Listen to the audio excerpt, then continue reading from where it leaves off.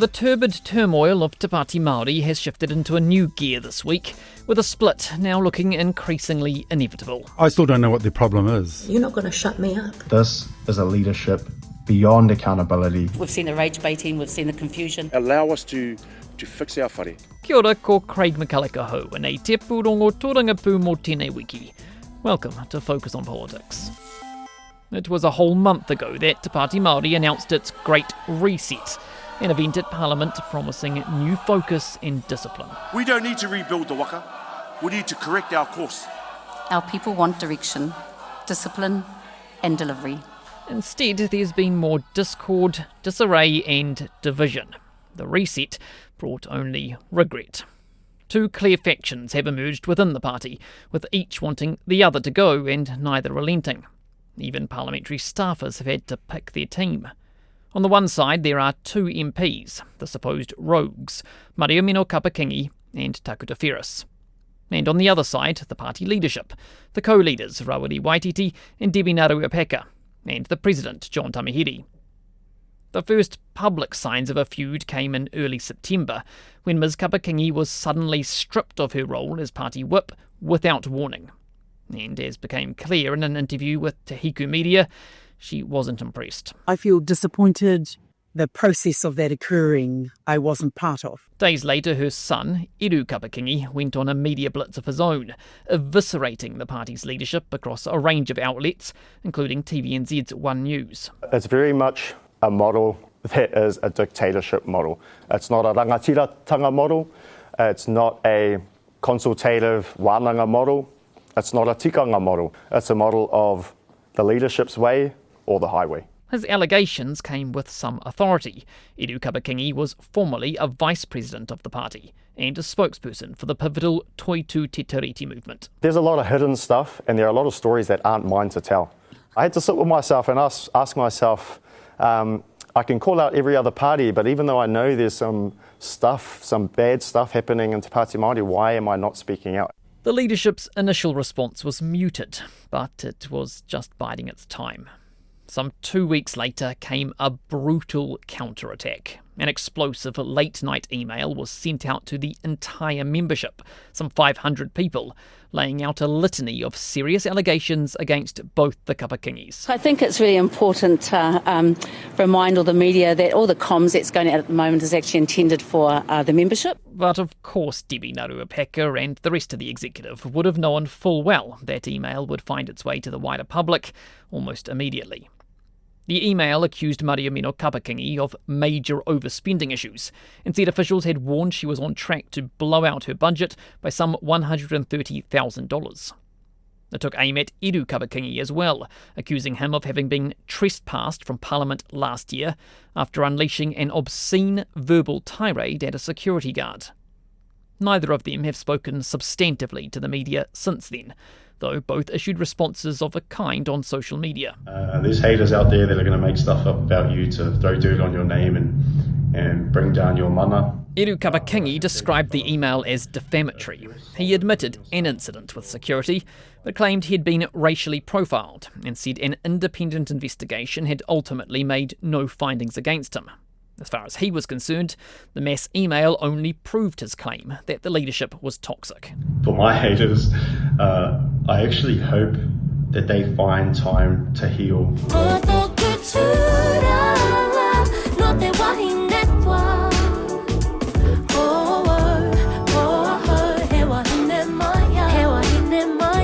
For her part, Mariamino Kapakingi launched a sort of PR campaign, posting a black and white photo of her set against an emotional backing track. The words "I stand with her" were printed in bold. In a written statement, she denied her electorate budget had ever been overspent and said the Speaker had approved budget adjustments after she took on extra work as whip and to support her colleague Takutai Tashkemp before she died. As well, she shared a video with messages of support. The thing about the truth is it always rises to the top. I want to say thank you for only being a text away. You always respond, you always show up, and you always total. But those were not the people she needed to win over. In late October, members of the party's National Council convened, including the president and 2 co-leaders. As well, there were representatives from 6 of the 7 Māori electorate branches. Notably, no one was present from Te Tai Tokoro, Ms Kapakingi's domain. The minutes, seen by RNZ, record a vote to suspend her for breaching the party's constitution. In other words, to remove her from any party roles and cut off her access to caucus meetings and resources. The vote was 5 electorates in favour and 1 abstaining. The sole holdout was Te Tai Tonga, the seat held by Takuta Wheres, and he made very clear where his allegiance lay when tracked down by One News. Beno has held herself well. She has shown great restraint. She has restrained others from taking action at times. Members of his electorate also began to circulate a petition this week, decrying the recent events and calling for the president, John Tamahere, to stand down. We aren't happy with the leadership. We aren't happy with the conduct. We think that it needs a full and open discussion, and that's being withheld, and so we don't agree with that. But John Tamahere is not one to lie down, let alone stand down. Again, he returned fire. On Monday, he published a blistering 1,300-word essay on social media with new allegations. Now, he accused both the MPs, Mariomino Kapakingi and Takuta Wheres, of being behind a failed coup attempt back in July. That, he said, was what was driving the recent destabilisation. He picked up the train of thought on Tuesday morning in an interview with RNZ's Corin Dan and called on the 2 MPs to pack their bags and go. I still don't know what their problem is. At no time have the Kapakingis or Wheres ever put their gripe or their problem on the table. We've been deeply constrained because we have to follow our constitution and our tikanga. So as a consequence, we've not been able to go to the media until very recently. You want them to leave Parliament, or you want them to leave the party? Well, look, that's a question you need to put to them. But what do you want? No, Politics 101 is, what are the numbers?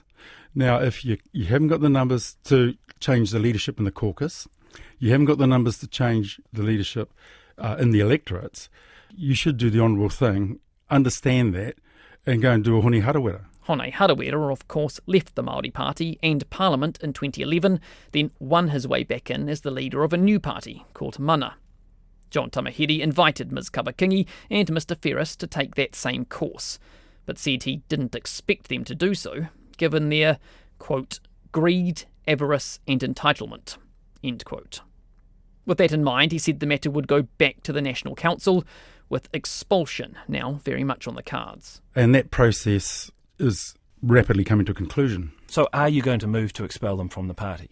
That's a conversation that the National Council will have very shortly. And do you think that all the electorates would support that? Well, one electorate has abandoned the party, that's the Tai Tokiro, and the reason for that is that their executive is all Kapakingis. So what about Te Tai Tonga? Because they put up the petition, didn't they? Oh, yeah, but don't worry about the petition. I'm not overly worried about that. That's just the people's choice, and it's not running as hot as it should. But the Te Tai Tonga is influenced by their MP, as you should be. And so if the MP has gone rogue as well then will that electorate hold for the MP? Do you want these 2 MPs in your party? Look, if they continue, our sole focus heading into 2026 is to get rid of the worst regime that's ever governed this country. All of this energy and all of this... Sure. Do you want these 2 MPs to stay in the Māori Party? Not if they continue to be rogue. It's not entirely clear where the party's 2 other MPs stand in this dispute. The newest member, Oreni Kaipara, has shown some signs of support for Mariomino Kapakingi. In a message on Facebook, she wrote, "Our kuia are important. They hold rank for a reason. I see her, I believe her, and I support her." Hana Rafferty Maipi-Clark, meanwhile, posted, "I don't have time to be asked what side I'm on when it comes to our people. Too much at stake to be divided." Do you demand loyalty from them? Do you want them to show loyalty to you? I mean, where do they sit on this? No, it's not about loyalty. It's about being disciplined and knowing that if we have differences of opinion, you can air those without believing that your might is right. And if people... Have you spoken to them, though, about whether or not they're supporting your side of the split or the other? I talk to predominantly the electorates, and they're the ones that appoint the MPs, and they run the functioning of the party and the electorates. You're not going anywhere? Well, you've got to get elected out. You've got to get voted out. That's how things work. So you're staying on as president. You're not going anywhere. Well, tell me, where's the revolution? Unsurprisingly, John Tamahiri has the full support of the party's co-leaders. Perhaps it's worth noting here that his daughter is Rawiri Waititi's wife, Kiri Tamahiri Waititi, the party's general manager. More from her later. The two co-leaders have been largely silent since that ill-fated October reset, with both on separate overseas trips. But on Tuesday, Rawiri Waititi and Debbie Naruapeka finally broke that silence to endorse the president's position. I support all the sentiments laid out by John Tamahiri in his post. We are and have been credible leaders. No one in 180 years has created a movement like we have. That's what we have to be judged on, and at times that confidence is going to sway when there's, we've seen the rage baiting, we've seen the confusion. Allow us to fix our whare. But exactly what that looks like, what it will require, remains uncertain. The party's National Council is expected to meet again in the coming days. One possibility is that the council boots the two alleged rogues out of the party, but allows them to stay on in Parliament as independents. Rawiri Waititi at first seemed to suggest that was the likely outcome. They are MPs of those particular electorates. Their electorates will decide whether they stay in the House or not come 2026. But there's another option too, one which he later declined to rule out. The party could use the waka-jumping provision to eject the two MPs out of Parliament altogether, prompting two separate by-elections. No, we haven't considered that particular option at this time. We're allowing our National Council to work through the Constitution, and we need to be able to allow them to do that without having to deal with that through the media. Neither Mariamino Kapakingi nor Takuta Ferris have substantively responded this week to the claims of a failed coup attempt, nor the prospect of expulsion. The former has issued a statement saying she's not going anywhere of her own accord. I have a job to do, she says, and I plan to continue to do it the best way I know how. Show up, prepare, and remember who you represent. She did show up this week, Tuesday through Thursday, awkwardly seated among her colleagues in the debating chamber. At other points, she was left as the only one to speak and vote on legislation on behalf of a party gearing up to eject her. This is, I think, probably the 45th time I've stood today. So thank you, Madam Speaker. In contrast, Takuta Ferris kept his distance and counsel for most of the week, though he did arrive at Parliament on Thursday to meet with members of the iwi Chairs Forum. The iwi leaders were so incensed by the ugly scenes playing out in public, they flew into the capital in a last-ditch attempt to broker a peace deal. Just spiralling out of control. So hopefully we can try and put a halt to the barbs being thrown over social media. Hopefully try and get a meeting together between the two factions of the Māori Party and see if we can find a bridge. Baden Barber has been speaking on behalf of the forum. He held meetings this week with both factions to hear them out and hopes to bring them together next week at a local marae. We're always optimistic until told otherwise. A split kōtara log is only good for the fire. That's the whakatauki, the proverb that's been spoken of a number of times in these conversations. But until we're actually at a hui together, there's still a lot of work to be done. There are reasons to be sceptical of any breakthrough. For one, the President, John Tamahiri, did not turn up to those talks and was dismissive of the forum's efforts when speaking to media. On the other side, Mariamino Kapakingi also failed to show, seeking a sit-down with leaders from her own electorate first. We hope to be able to be in contact with Mariamino as well. But we'll just have to wait and see. The forum's pleas for a social media ceasefire were also less than successful. While the MPs have largely stayed out of the firefight, their surrogates continued to battle on Instagram. Kiri Tamahiri Waititi versus Eru Kapakingi. I'm not going to stop. I was silent for a very long time while a smear campaign was happening against me and my whānau. And you're not going to shut me up. I stand by the fact that the Pāti Māori leadership over the last kind of couple of years has become extremely toxic. My whānau and I have been forced into a boxing ring and expected to be muzzled in a boxing ring without punching gloves. This is a leadership beyond accountability, beyond integrity and beyond honesty.